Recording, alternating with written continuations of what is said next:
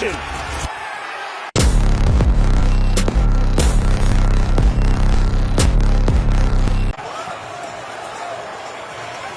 That emotion, right?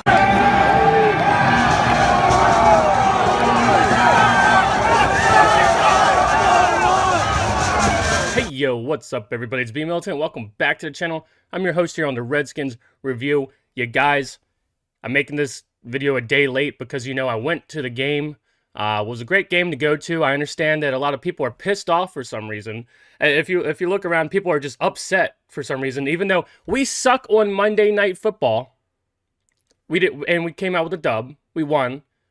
I'm also pissed off about the amount of disrespect my man Taylor Heineke is still getting for some reason. And it's just so weird to like look around. We're on a 3-game win streak. Sure, and excuse me, people are calling this a ugly win. I don't know if I would necessarily use the word ugly. I don't like that word for the game, but that's what a lot of people are saying is the game was ugly.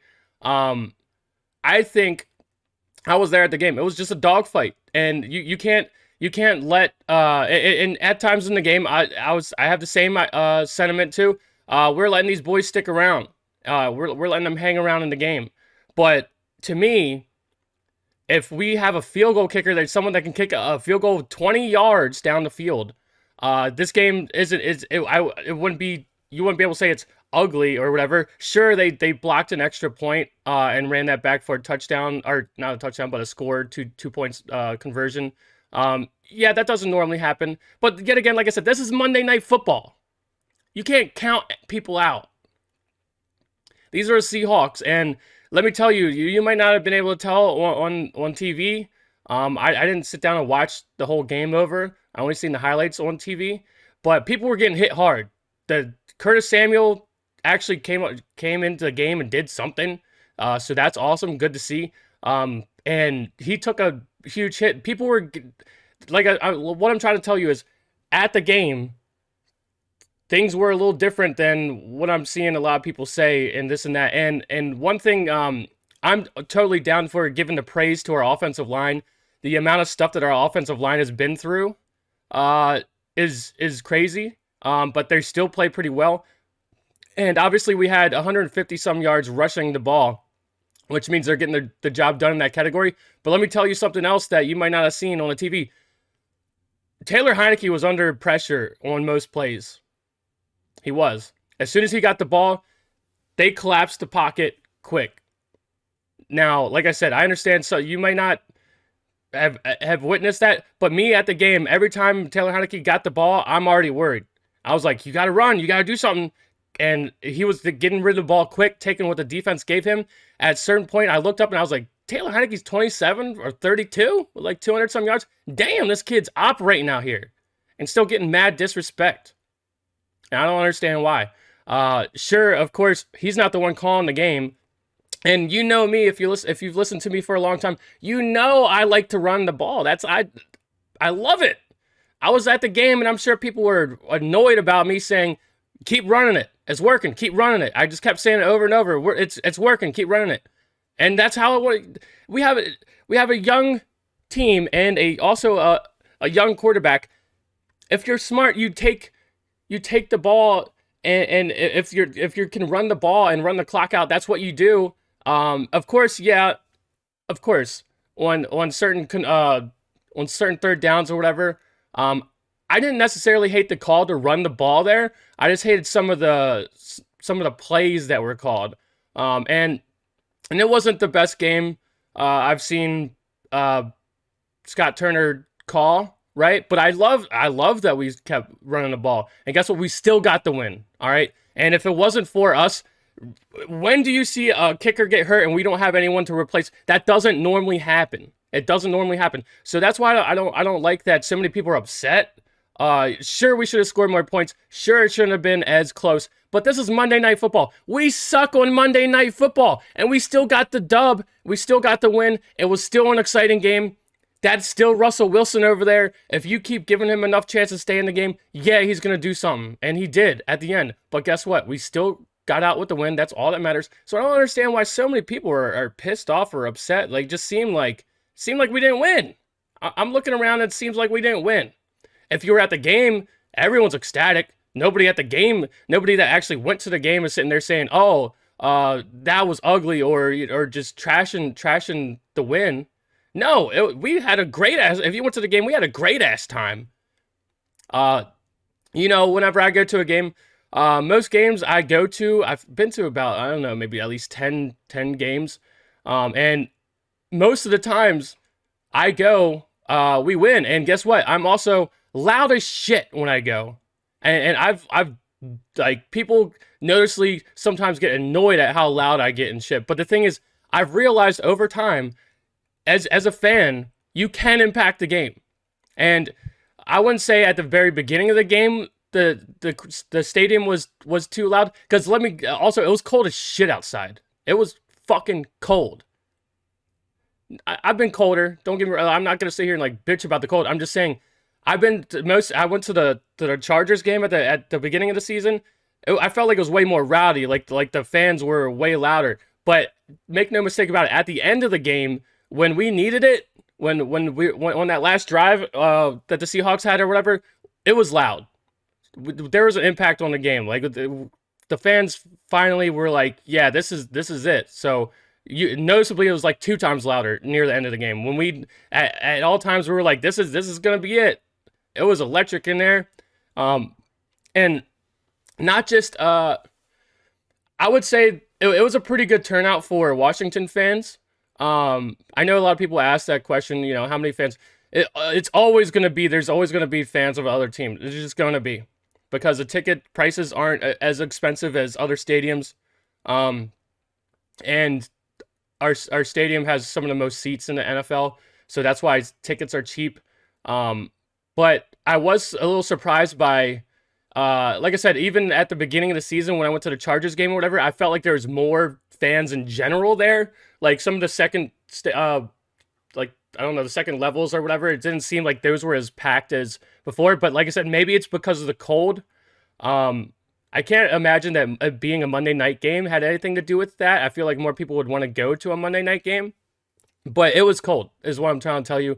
And if to me, going to a bunch of other games, it didn't seem like fans were riled up until later in the game when we realized, shit's on the line. And but yeah, I had a great time.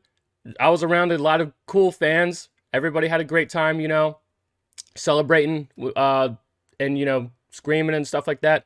So great time. Let me just start rattling stuff off. John Bates, he's showing up. The rookie tight end. He seems like he's getting into a little bit of a groove, which is good. Didn't really know much about him. Obviously, we've seen him in the season a few times, but he seems like he's becoming more of a role, having a real role on the team, which is good. That's good stuff to say. And dare I say, there was a Jamin Davis sighting, a guy that I'm always like critical of, and I still don't like the pick in the first round.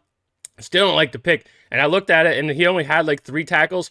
But I just remember seeing him flying around at the beginning of the game. And I was like, oh, damn. Like, he went to the sideline quick and got this guy. I was like, okay, like there's a little bit of a sighting. We had a Curtis Samuel showed up. Like I said, on the one catch that he had on the outside, and he got blasted by like Bobby Wagner or somebody. And he got back up and he shrugged that shit off. And I was like, damn, all right. Like here I am, yet again. How everyone's criticizing having him. He didn't play, but now that I've seen him on the field, he was fast as shit, and he also, like I said, it looks like he's completely healthy to me. He got up and was shrugging that shit off and made it look easy. So hopefully we keep seeing him involved, and also just going back to my man Taylor Heineke. I think they said he spread the ball around to like 8 different receivers or whatever. Now, and yet again, like I said, I understand there's people out there who still may not be sold on Taylor Heineke. I'm completely sold. And yet again, this is another game where I'm sitting here going, damn, this guy is good. This guy is good. I was there and watched the plays in person. And there was so many times where we didn't take a whole lot of deep shots in this game, right? The Seahawks had most of the bigger chunk plays, but we held the ball, controlled time of possession. Yes, we should have scored more points, but also there's other things. We didn't have a field goal kicker. The game was weird. It's not a normal game. If we start having games where that happens over and over, then I'll be worried. I'm not going to be worried about one game. And I'm not going to sit here and call this a ugly win or whatever. It's a dogfight, man. It was just a dogfight, and sometimes things don't go your way. In Seattle, they were pumped up, bro. Like, you know what I mean? They still get paid too, and those guys were fucking pumped up when they made a play or whatever. Their sideline was going crazy. You know what I mean? Like, it was just a dogfight. So I'm not going to sit here and say just because, you know, we should have scored more points, I'm not going to call this an ugly win. It's still a win. It's a I would just say it's a gutsy win. That's what I would say. There's a lot of stuff to learn from, but going back to my man, Taylor Heineke, I was there. I've seen the plays. I've seen the routes that the receivers ran. It didn't seem like we had a lot of designed plays to push the ball down the field. It didn't seem like we were trying to set up a lot of shots down the field. But the reason that I'm going to praise Taylor Heineke yet again, and like I said, I keep seeing him improve.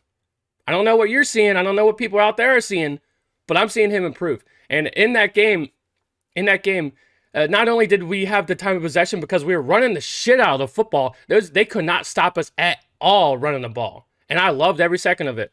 I kept saying, run it again. Run the ball again. They ain't stopping it. Run it again. Run it again. Obviously, that was when we had to lead, when we were down 7-3. You know, I want to still, that was early in the game, so yeah, I want to still run. But if it was 7-3 in the second half, I wouldn't be singing the same exact tune. But we were winning. Even if it was by any points, if we're winning, I'm always cool with running the ball. You know, if they're not stopping it, do it. Now, don't get me wrong, you gotta be clever on third downs, or even if we're going for it on fourth down, you gotta be clever. But I'm cool with running the ball. And so what I was going with that is, not only was it time of possession that we dominated because of running the ball, Taylor Heineke was 27 of like 34 or something, like something crazy like that. Like I said, at one point I looked up and it said it was 27 of 32, and I was like, God damn, this dude's killing it. And like I said, I watched the plays in person. The routes that we had receivers running, I've seen Taylor Heineke take his time, try to look for someone deep, and he didn't push. He didn't make mistakes. He took what the defense gave him. There was this beautiful play. You can tell we were trying to take a deep shot, and I was there live. I seen the receivers running. I seen the coverage. I didn't like it either. I didn't want him to throw the ball, and guess what? Turns, whoop, pops it down to McKissick, gets like a first down. I was like, that's what I want to see. Smart football. That's what I want to see. It's just another. He's just growing in front of your eyes. Maybe even the old Taylor Heineke would have. Oh, guess what? He also slid in the game. Cool with that too. Cool with sliding. Sliding's cool. And like I said, maybe the old him, he would have ran or tried to force the ball in there or whatever and been that gunslinger that he wants to be ultimately. But like I said, I saw growth. I saw him take what the defense gave him. They were taking everything deep away. They were not going to give up a big play, so he didn't force the ball. Now, to go to the interception, one thing I will say is there's a video. If you listen to the press conference after the game, Ron Rivera says, that play where it got intercepted, that's pretty much on Taylor Heineke because he pumped the ball and then threw it. Go back and watch that play. That's some bullshit. Taylor Heineke put the ball. If he would have thrown it any sooner, he wouldn't have had the angle. Bobby Wagner would have got hands on it. He waited. He did exactly what he needed to do. But still, I don't like the decision there. That was kind of like a throw that's going to get somebody blown up. And as a quarterback, that is on you. So yet again, like I said, I'm going to defend Taylor Heineke. I thought he had a great game, but I've seen people say, "Oh, that was on the receiver." This or that. No, that is on Taylor Heineke because regardless, that was going to be a hard catch for our tight end. Because like I said, he did what he needed to do. He got the ball there and he threw a good ball. But I just don't like the decision because there was like three guys there and some collision was going to happen. Like as a quarterback, at times, if the game was on the line, yeah, I can understand throwing that ball. But yeah, I feel like that was not a very good decision. But Yeah, I don't know. Great game. I mean, let's keep running the ball. Let's keep running the ball. Sure, yeah, we need to have some other stuff dialed up, play action stuff.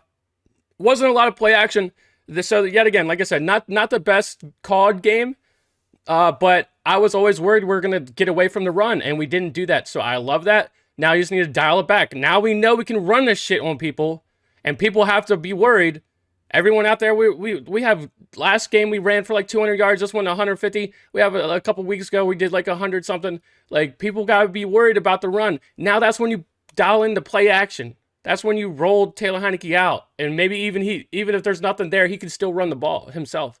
So you're still running the ball. So I don't know. Like I said, I had a great time. I thought it was a great game. It was entertaining. Yes, it sucks that it was a little bit of a nail biter when it shouldn't have been. But hey, guess what? If we had a field goal kicker, it wouldn't have been close. We would have been racking up a few more points there at the end, and it wouldn't even been a one-score game. So I'm not going to sit here and bitch and moan about us winning. All right? I had a great time. I thought it was a great game. I took my buddy with me who's a Ravens fan. He had a great time.